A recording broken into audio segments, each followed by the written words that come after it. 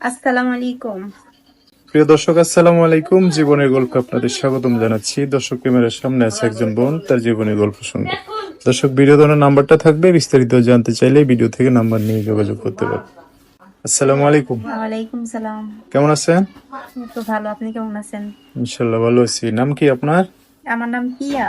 প্রিয়া। হুম। আপনজন কে কে আছে পরিবারে? পরিবারে বলতে আমার মা আছে, আমার একটা ছোট বোন আছে, আমার বাবা নেই। এখানে হ্যাঁ, আমার মা সহ থাকে এখানে। আর ছোট বোন আছে নাকি? একটা ছোট বোন আছে, 8 বছর চলে। আচ্ছা, পড়াশোনা করছেন?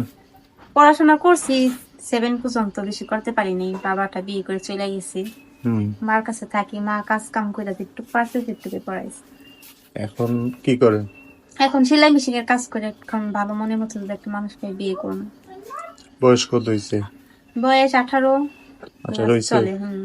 আর উপরে চলে যাইতেছে না? হ্যাঁ। আচ্ছা, তো ওই যে প্রতিবেদনে যে আসছেন, আপনার আম্মু জানে? আমার মা জানে। হ্যাঁ। মানে এখন নিরুপায়, বাধ্য হয়ে আসতেছে না? হুম। খুব কষ্টে আসছি, এখন যদি ভালো মনে মতো একটা মানুষ পাই বিয়ে করবো। তারপরে যেরকমই হোক সমস্যা নেই। তো আপনি না জুয়ান মেয়ে, বয়স্ক মানুষ নিয়ে সংসার করতে একদম পারবেন? বয়স্ক মানুষ তো না, একটা মানে কথা একটু বেশি সাপোজ। বয়স আর হুম। কি।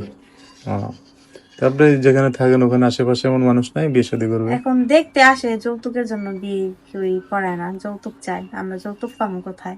তার জন্য মানে এই ভিডিওতে টাকা আসা। পয়সা এরকম নাই না? হুম। এখন চাইতেছেন যে যদি কেউ যৌতুক ছাড়া বিয়ে শাদী করে তাহলে বসতেন না? হ্যাঁ, বসুন। আচ্ছা, ছোট বোন কতটুকু হয়েছে? ছোট বোনের এই যে 8 বছর চলে। লেখাপড়া করাচ্ছেন না বাসায় লেখাপড়া থাকে? করে। হ্যাঁ। লেখাপড়া করে না টুকটাক? হুম। আচ্ছা।